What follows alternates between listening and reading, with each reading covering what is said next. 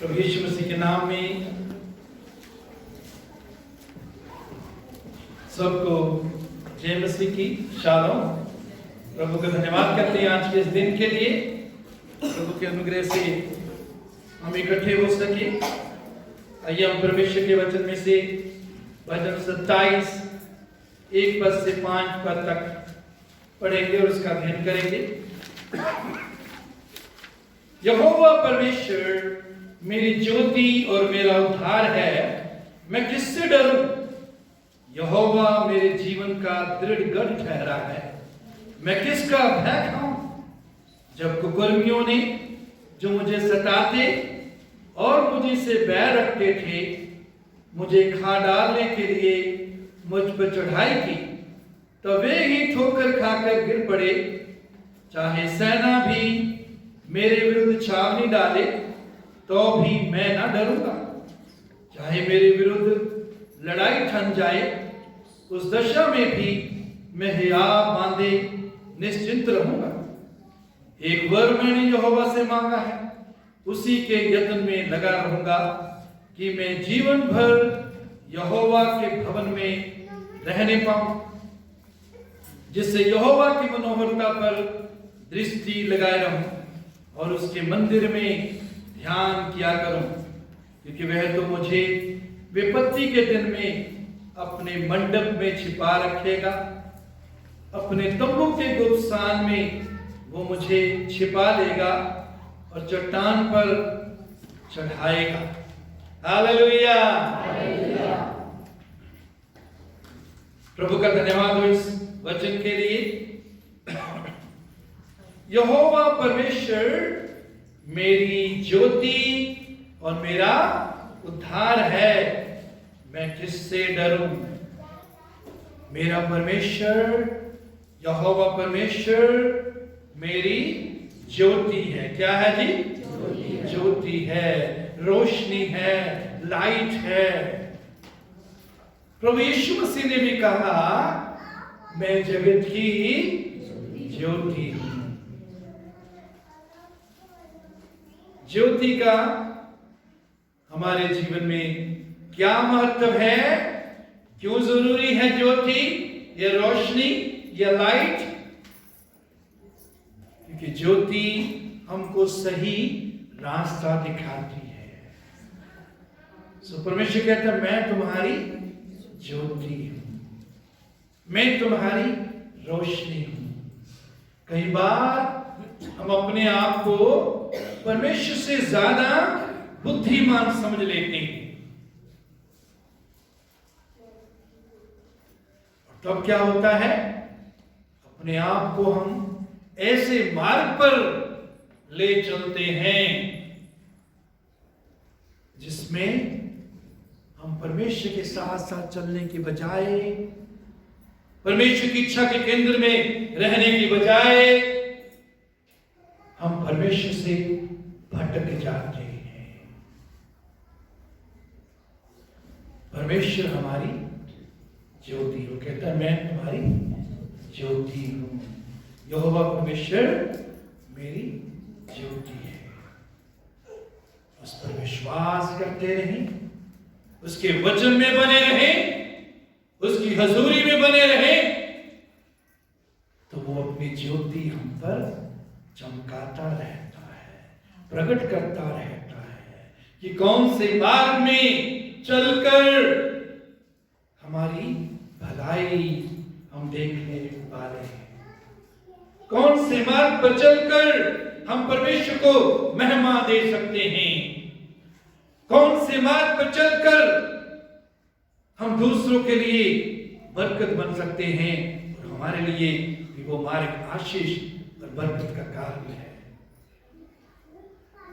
मेरे जीसु कभी भी अपने आप को परमेश्वर से ज्यादा बुद्धिमान ना समझे, और कई बार आसानी से हम परमेश्वर से आगे बढ़ना चाहते, बजाय इसके कि परमेश्वर को अपने जीवन में साथ साथ लेकर चले, बजाय इसके कि अपना हाथ उसके हाथों में देते हुए उसके साथ साथ चले, हम उससे आगे चलने की और दौड़ने की, निकलने की कोशिश करते हैं। ऐसा क्यों होता है? जब हम में धीरज की कमी होती है। धीरज बहुत जरूरी है परमेश्वर के साथ चलने के लिए, परमेश्वर की इच्छा में बने रहने के लिए, परमेश्वर की इच्छा के केंद्र में बने रहने के लिए, परमेश्वर को साथ साथ लेकर चलने के लिए धीरज बहुत जरूरी है।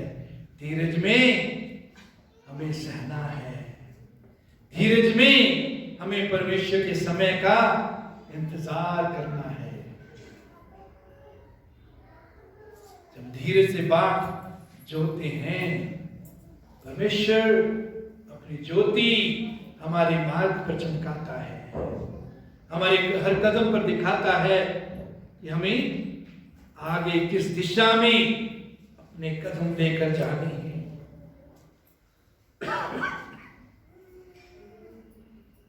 परमेश्वर मेरी ज्योति।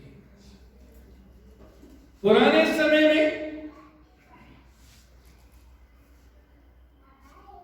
एक जगह है, तेरा वचन मेरे पांव के लिए दीपक, ज़बूर 119 में। तेरा वचन मेरे पांव के लिए क्या है जी? दीपक।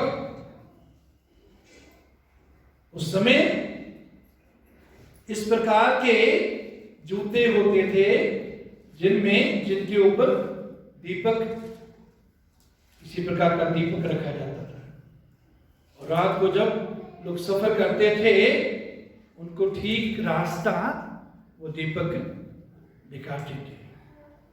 तो परमेश्वर हमारी ज्योति है, उसका वचन हमारी ज्योति है।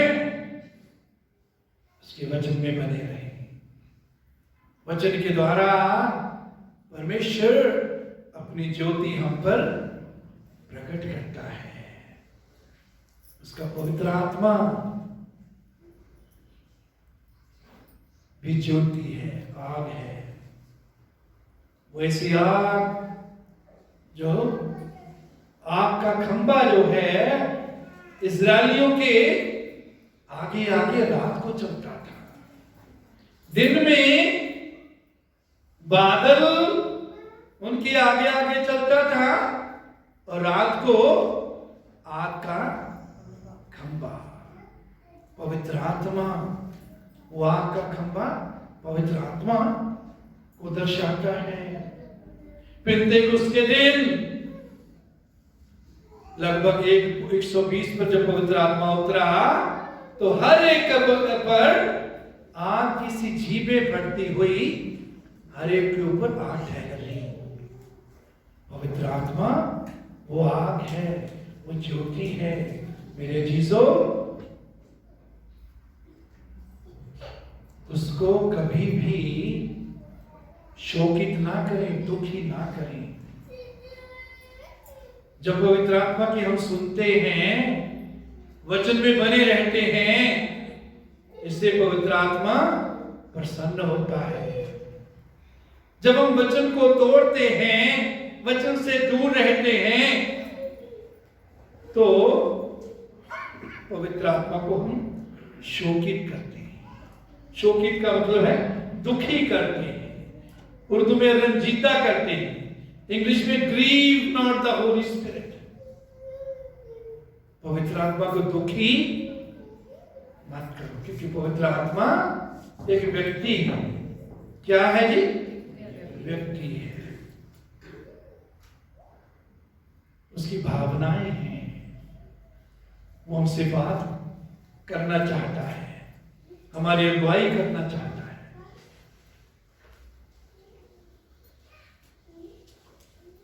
परमेश्वर हमारी ज्योति और मेरा उद्धार है। प्रभु यीशु मसीह जब बालक थे, उनको मंदिर में लाया गया। शमौन बुजुर्ग वहां था।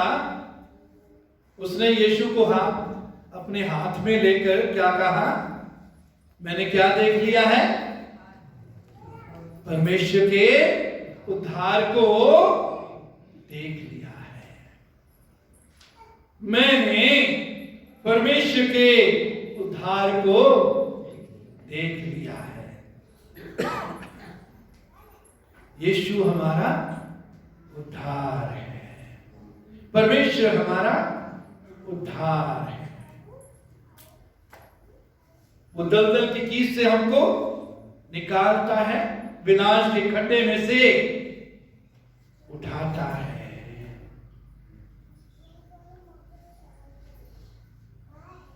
इस उद्धार को देने के लिए, इस उद्धार को हमारे अंदर लाने के लिए प्रभु यीशु मसीह ने क्रूस पर अपना बलिदान दिया, अपनी जान दी, अपना खून बहाया, बड़ी कीमत उसने अदा की है। वो उद्धार हमें दिया है, वो उद्धार पापों की क्षमा है, वो उद्धार अनंत जीवन है जो प्रभु ने हमें दिया है हमारे जीवन में आने के द्वारा। मेरे चीजों, यदि कोई आज हमें से ऐसा है, यदि आज तक आपने अपने जीवन में प्रभु यीशु मसीह को नहीं बुलाया, अपने जीवन का उद्धार करता नहीं बनाया, आपने आज तक उद्धार नहीं पाया, आज आपके लिए समय है, यही वो समय है उद्धार पाने का। प्रभु यीशु के लिए अपना हृदय खोल दीजिए, उसे कहिए कि प्रभु यीशु मेरे जीवन में आ जा। मैं विश्वास करता हूं या करती हूं, तू मेरे लिए क्रूस पर बलिदान हुआ, तू मरकर तीसरे दिन जीवित हो गया, तू आज भी जीवित है।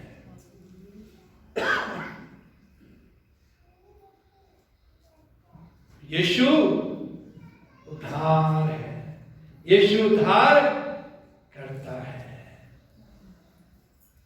उसने हमारे पापों को क्षमा किया है, हमें अनंत जीवन दिया है। अनंत जीवन का मतलब है परमेश्वर का अपना जीवन, जो ना खत्म होने वाला जीवन है। वो जीवन जो परमेश्वर ने आदम और हवा को दिया था, अपने स्वरूप, अपनी समानता में उनको बनाया था। लेकिन आदम ने परमेश्वर की आज्ञा को जब तोड़ा, उसने उस अनंत जीवन को खो दिया, उस जीवन को खो दिया। परमेश्वर के साथ उनकी जुदाई हो गई, उस जीवन को खो दिया और मनुष्य पर मौत आ गई, आत्मिक मौत और शारीरिक मौत और अनंत मौत, तीनों तरह की मौत इंसान पर आ गई। लेकिन प्रभु यीशु हमें जीवन देने के लिए आया। मैं इसलिए आया ताकि वो जीवन पाए और बहुतायत का पाए। तो प्रभु यीशु बहुतायत का जीवन देने के लिए, भरपूर जीवन देने के लिए इस पृथ्वी पर मेरे यीशु हमारे लिए आए हैं। हालेलुया।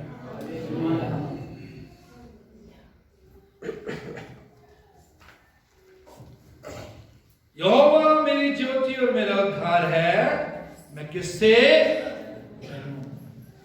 वो मेरा उद्धार करने वाला, वो मेरा छुटकारा देने वाला, वो मुझे बचाने वाला, इसलिए मैं किसी से नहीं डरूंगा। मेरे जीसू, परमेश्वर से डरने वाले लोगों को किसी से डरने की जरूरत नहीं। प्रभु यीशु ने कहा,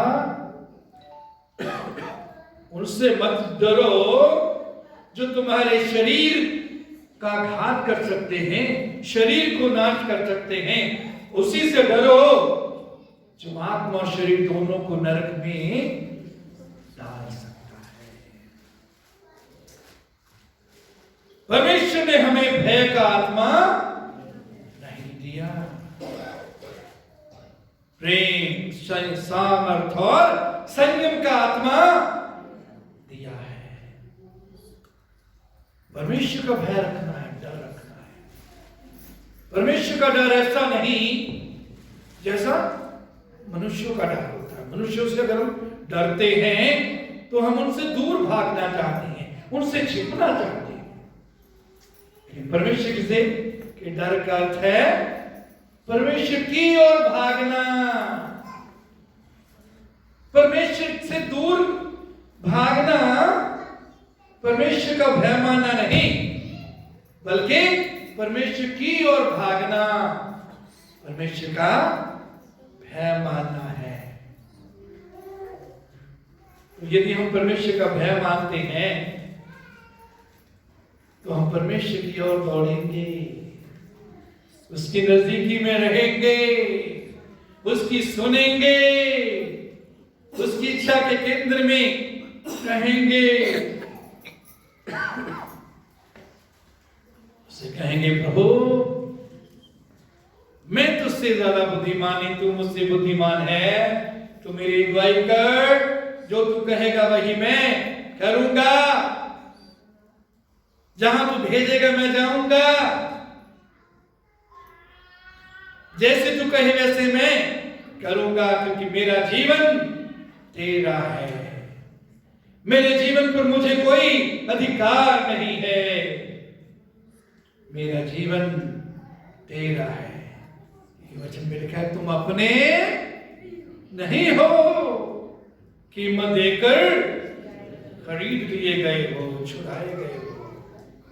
वो कीमत प्रभु यीशु ने अपना लहू बहाकर दी है। तो कहता मैं किससे डरूं, मैं किसी से नहीं डरूंगा। मनुष्य मेरा कुछ भी नहीं बिगाड़ सकता, वो ज्यादा से ज्यादा मेरे शरीर को घात कर सकता है, लेकिन शरीर में नहीं हूं। ये शरीर तो वो घर है जिसमें मैं और आप रहते हैं। मैं आत्मा हूं, प्राण रखता हूं और शरीर में, मेरे पीछे पीछे बोलिए, मैं आत्मा हूं, प्राण रखता हूं और शरीर में रहता हूं। मैं आत्मा हूं, प्राण रखता हूं और शरीर में रहता हूं।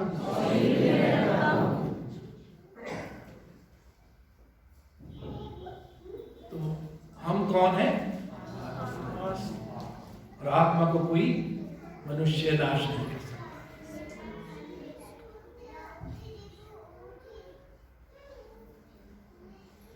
इसलिए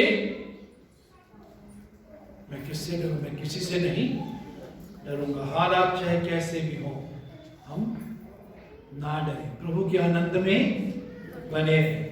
किसमें बने रहे जी? प्रभु के। फिलिप्पियों 4:4 में लिखा प्रभु में आनंदित रहो। मैं फिर कहता हूं आनंदित रहो।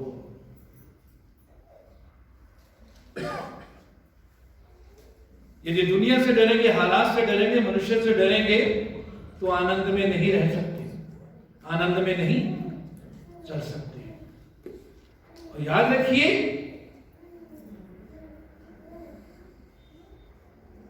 प्रभु का वचन क्या कहता है नहमया 8:10 में? प्रभु का आनंद हमारा क्या है? बल है। प्रभु का आनंद हमारा बल है। इसको खोने ना दें, इसको कम होने ना दें।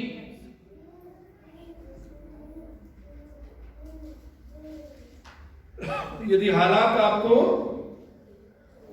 सताते हैं, चोट पहुंचाते हैं, उन पर जय पाना सीखिए। क्या पाना सीखिए जी? जय पाना सीखिए।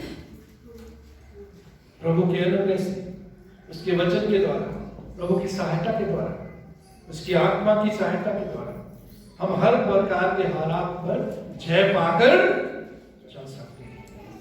लोग हमारी कितनी भी विरोधता करते हैं, लोग हमको कितनी भी चोट पहुंचाते हैं, हम आनंद में बने रह सकते हैं। क्योंकि प्रभु का आनंद हमारा क्या है जी? बल है। यहोवा मेरे जीवन का दृढ़ गढ़ ठहरा है। यहोवा मेरे जीवन का क्या है जी? दृढ़ गढ़। गढ़ का मतलब है किला। पुराने जमाने में किले होते थे, राजाओं ने किले बनाए होते थे जिसमें वो सुरक्षित रहते थे। किले की जो ऊंची दीवारें होती थी वहां पहरा होता था। दुश्मन अगर कोई आता था तो पहरेदार या सिपाही फौजी वहां से तीर कमान या दूसरे शस्त्रों के द्वारा उस गढ़ का, उस किले का बचाव करते थे। जो किले में होते थे वो सुरक्षित रहते थे। तो परमेश्वर हमारा यहोवा मेरे जीवन का दृढ़ गढ़, वो हमारा किला है। दृढ़ का मतलब है मजबूत, उसमें बने रहिए, उसमें छिपे रहें, उस पर भरोसा रखने के द्वारा, उसके वचन में बने रहने के द्वारा, उसकी हजूरी में बने रहने के द्वारा हम उस दृढ़ गढ़ में बने रहते हैं। फिर कहता मैं किसका भय खाऊं, मैं किसी का भय नहीं खाऊंगा, क्योंकि यहोवा मेरा क्या है जी, दृढ़, वो मेरा मजबूत किला है। बोलिए परमेश्वर मेरा मजबूत किला है। उस किले को शैतान तोड़ नहीं सकता, उस किले को कोई भी हालात दुनिया के उस किले को तोड़ नहीं सकते। वो परमेश्वर खुद हमारा दृढ़ गढ़ या किला है। दो पद, जब कुकर्मियों ने जो मुझे सताते और मुझे से बैर रखते थे, मुझे खा डालने के लिए मुझ पर चढ़ाई की, तब वे ही ठोकर खाकर गिर पड़े। कुकर्मी बुरा करने वाले चढ़ाई करेंगे, हम पर चढ़ाई करेंगे, लेकिन उस पर उस समय डरे नहीं, क्योंकि वो ठोकर खाकर गिर जाएंगे। परमेश्वर अपने लोगों के इर्द गिर्द आग की दीवार बनाकर रखता है। उसके डरवैयों के चारों ओर उसके दूत, स्वर्गदूत छावनी बनाकर उनकी क्या करते हैं जी, रक्षा करते हैं। इसलिए हम सुरक्षित रहेंगे जब कुकर्मी मुझे सताते और मुझे से बैर रखते हैं। दुनिया में सब लोग हमारे मित्र नहीं होंगे। प्रभु यीशु के सब मित्र नहीं थे, उसके चेलों के भी सब मित्र नहीं थे, हमारे भी सभी मित्र नहीं होंगे। कुछ ना कुछ ऐसे होंगे जो हमसे बैर रखते हैं। कुकर्मियों ने जो मुझे सताते और मुझे से बैर रखते थे, मुझे खा डालने के लिए मुझ पर चढ़ाई की। ऐसी चढ़ाई करके आते हैं कि हमें वो खा जाएंगे। मुझे खा डालने के लिए मुझ पर चढ़ाई की, तब वे ही ठोकर खाकर गिर पड़े। चढ़ाई करने दो, खाने के लिए, खा डालने के लिए मुझ पर चढ़ाई की। वो अपने बड़े बड़े दांत दिखाएंगे कि हमारे दांत बड़े मजबूत हैं, पंजे दिखाएंगे कि हमारे पंजे बड़े मजबूत हैं। वचन में लिखा है, जितने हथियार तेरे विरोध में बनाए जाएं उनमें से कोई सफल हथियार बनाए जाएंगे। हथियार अगर दुश्मन बना रहे हैं तो डरे नहीं, घबराए नहीं।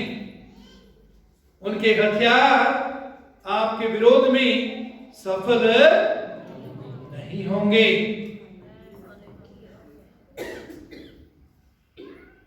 चाहे सेना भी मेरे विरुद्ध छावनी डाले तो भी मैं ना डरूंगा।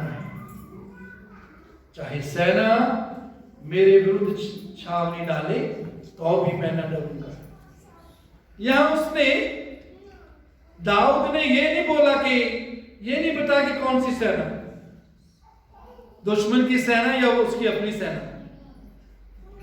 वो कहता है चाहे सेना भी मेरे विरुद्ध छावनी डाले। इसका मतलब दोनों तरह की सेना आ सकती है।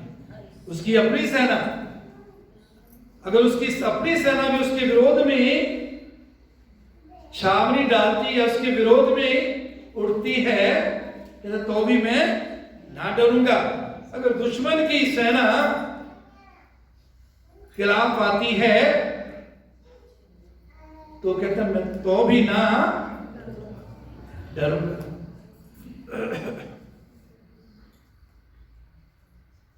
उस दशा में मैं भी हिया बांधे निश्चिंत रहूंगा।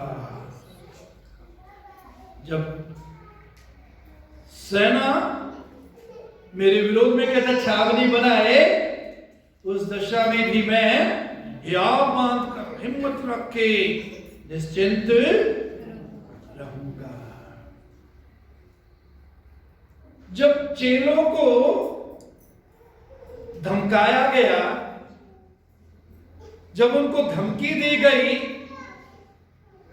पवित्र आत्मा का बपतिस्मा जब उन्होंने पाया, उस समय जब उन्होंने प्रचार करना शुरू किया, तो उस समय के जो हाकिम थे, फरीसी थे, उन्होंने चेलों को धमकाया और कहा यीशु के नाम का प्रचार नहीं करना। धमकी दी और उनको मारा भी। जब वो कैसे अपने घर आते हैं तो क्या प्रार्थना करते हैं पता है? किस बात के लिए प्रार्थना करते हैं? परमेश्वर तू हमें, प्रभु तू हमें क्या दे? याद दे। क्या दे? याद दे। ये नहीं प्रार्थना की कि आगे को कोई हमारा विरोध ना करे। क्या प्रार्थना की? हमें याद के साथ हम तेरी सेवा करते रहे, याद के साथ हम तेरी गवाही देते रहे, याद के साथ हम तेरे पीछे चलते रहे प्रभु। वैसा अनुग्रह हमें दे। 4 पर एक वर मैंने यहोवा से मांगा है, उसी के यत्न में लगा रहूंगा। हम बहुत से वरदान परमेश्वर से मांगते हैं। परमेश्वर की संतान होने के नाते हमें अधिकार है हम अपने पिता से मांगे। लेकिन मेरे अजीजों, सबसे उत्तम चीज क्या है जो हमें मांगना सीखना है? वो है भजन 27:4 में जो दाऊद प्रार्थना करता है, जो इच्छा प्रकट करता है। एक वर मैंने यहोवा से मांगा है, उसी के यत्न में लगा रहूंगा।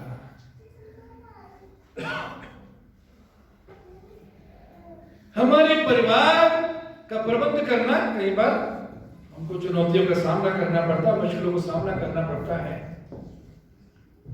कई बार खर्चा आमदन से ज्यादा हो जाता है, कई बार ऐसे फजूल खर्ची आ जाती है, कई बार कोई परिवार में समस्या या झगड़ा हो जाता है, पड़ोस में, रिश्तेदारी में झगड़ा कोई होता है, उसका हम पर भी असर होता है। तो बहुत से प्रार्थना के विषय हमारे हो सकते हैं। राजा के भी बहुत होते हैं। राजा का तो बहुत बड़ा परिवार होता है, लेकिन उन सब प्रार्थनाओं को पीछे रखकर, उन सब जो वर दाऊद मांग सकता है कि मेरी फौज बड़ी ताकतवर हो, जो जमीन मेरे पास है ये बढ़ जाए, दुश्मन पर मुझे जय दे, मुझे और धन दौलत सोना चांदी दे, ताकि मेरी प्रजा और खुशहाल हो। और बहुत सी बातें, जरूरतें उसकी थी,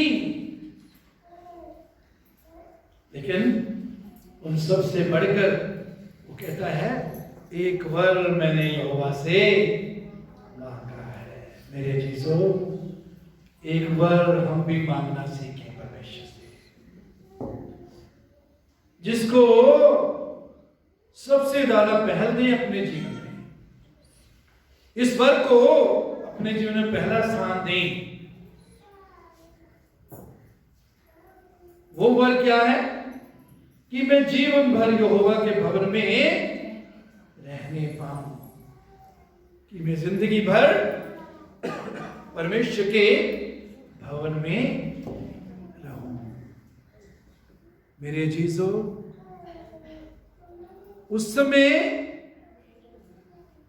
परमेश्वर का भवन वो तंबू था, जिस तंबू में वाचा का संदूक था, ये और चीजें जो मूसा को परमेश्वर ने बताई थी, भेंट कुर्बानी से संबंधित चीजें,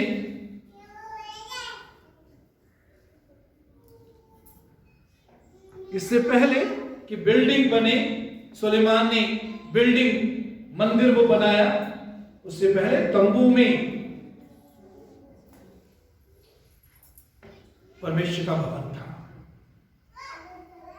साल में एक बार महायाजक परम पवित्र स्थान में जाता था, जहां परमेश्वर की हजूरी होती थी।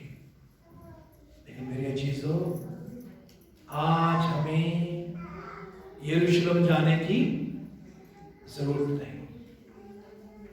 आज हमें सरदना जाने की जरूरत नहीं। कितनों ने सुना सरदना के बारे में? सुना किसी ने सरदना के बारे में? अच्छी बात नहीं सुना। बहुत से लोग सरदना जाते हैं। मेरठ के पास एक बहुत बड़ा चर्च है, बहुत पुराना, माता मरियम की पूजा करते हैं, संतों की पूजा करते हैं, यीशु की भी करते हैं, लेकिन मरियम के नाम पर चर्च बना है। मेला बहुत बड़े मेले की तरह, जैसे दूसरे तीर्थ स्थानों पर होता है, ऐसे मेला होता है। और बहुत से मसीही जाते हैं। अगर आप लुधियाना जाओ ना, लुधियाना जाओ, बड़े शहर में, इसमें जरूर कुछ ना कुछ लोग जाएंगे। सरदना जो जाते हैं। मेरी चीजों, आज आपके और मेरे अंदर परमेश्वर की हजूरी है। प्रभु यीशु को जब हम ग्रहण करते हैं, पवित्र आत्मा के द्वारा नया जन्म पाते हैं, तो परमेश्वर के हम भवन बन जाते हैं। क्या बन जाते हैं? भवन बन जाते हैं। अब जहां भी हम उसकी आराधना के लिए बैठेंगे, वहां हम परमेश्वर की हजूरी के साथ हम समय व्यतीत कर सकते हैं। और परमेश्वर की इच्छा है हमारी कि हम उसके साथ समय व्यतीत करें। मांगने के लिए नहीं, सिर्फ ये दे दे, वो दे दे, ये कर दे, वो कर दे, ये उससे ऊपर उठना है, उससे ऊपर उठना सीखना है। उसकी हजूरी में उसे कहें, प्रभु मैं तुझसे प्यार करता हूं, मेरा जीवन तेरा है, मेरे जीवन पर तू अधिकार कर, तू मेरा स्वामी है, तू मेरा प्रभु है। मैं तेरे पीछे चलूंगा। मुझे अपने हृदय के करीब आने दे प्रभु, ताकि मैं जान सकूं तेरे हृदय में क्या है, तेरा क्या दर्द है, किस बात से तू दुखी होता है, किस बात से तू खुश होता है। याद रखिए, उसने हमें कहते अब से मैं तुमको दास नहीं कहूंगा, तुम मेरे क्या हो, मित्र हो।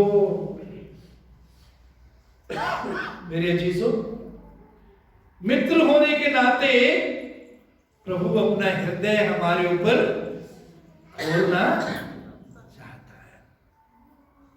वो अपना हृदय खोलना चाहता है, बताना चाहता है अपना दर्द, अपनी पीड़ा, अपनी प्रसन्नता।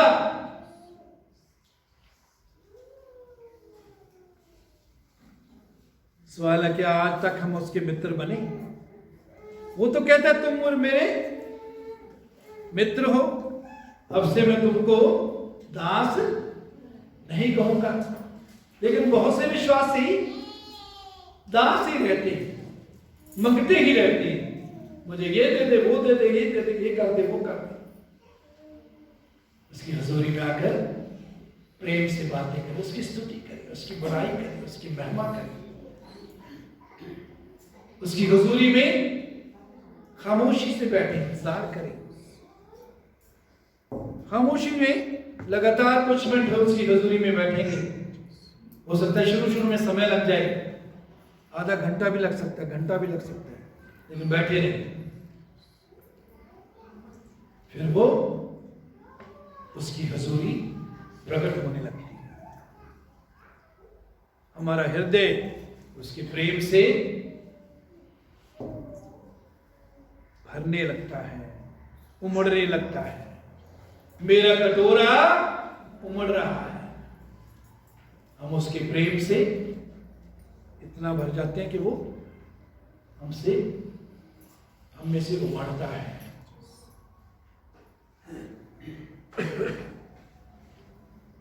तो उसकी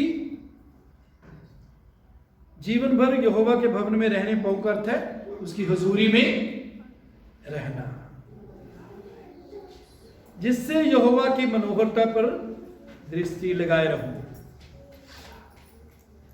हमारा परमेश्वर खूबसूरत परमेश्वर है, सुंदर परमेश्वर है। वो 10,000 से भी ज्यादा खूबसूरत। आत्मा में और वचन के द्वारा जब हम उसकी खूबसूरती देख लेते हैं तो हमारी आंखें उसी पर लगी रहती हैं। संसार में सबसे बढ़कर हमारी आंखें उसी पर लगी रहेंगी, क्योंकि वो 10,000 से भी ज्यादा खूबसूरत है। जिससे यहोवा की मनोहरता पर दृष्टि लगाए रहूं और उसके मंदिर में ध्यान किया करूं। प्रभु के मंदिर में, उसकी हजूरी में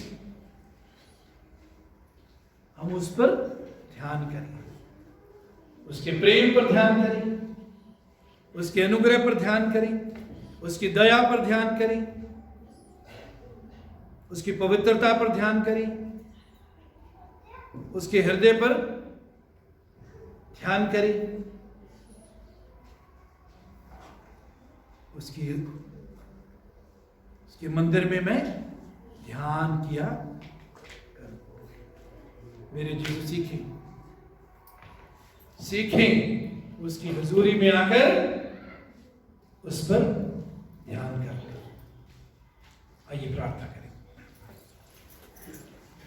हालेलुया, हालेलुया, हालेलुया। धन्यवाद करते हैं प्रभु तेरी स्तुति, तेरी महिमा,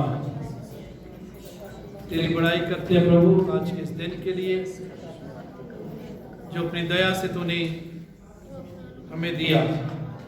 धन्यवाद देते हैं प्रभु तेरे जीवित वचन के लिए, तेरी हजूरी के लिए। उस वचन के लिए जिसमें जीवन है, जो हमारे जीवनों को बदलता है, उस वचन के द्वारा हमसे तू बात करता है। धन्यवाद देते तेरी उपस्थिति के लिए, जिसके द्वारा तू अपने आप को हम पर प्रकट करता है, हमें बदलता है। अनुग्रह कर प्रभु, हम तेरे भवन में रहने पाए, प्रतिदिन तेरी हजूरी में बने रहें, तेरी सुंदरता पर ध्यान करें, तेरे मंदिर में प्रभु तुझ पर ध्यान करें। हालेलुया, तू कितना महान है, तू कितना प्रेमी है, कितना दयालु है, इस बात पर ध्यान करें। पवित्र आत्मा के द्वारा हमारे अंदर तू अपनी भूख प्यास डाल दे, उन सब चीजों को हमारे अंदर से निकाल दे जो तेरी भूख प्यास को जिन्होंने कम किया हुआ है। यीशु के नाम से वो सब चीजें हमारे जीवन से दूर हो जाएं जिन्होंने तेरी भूख प्यास को कम किया हुआ है।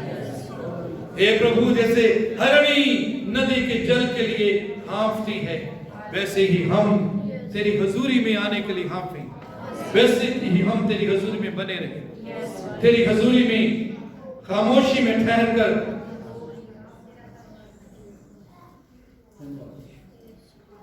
तेरी बाढ़ जो है, तेरी खोज करे प्रभु।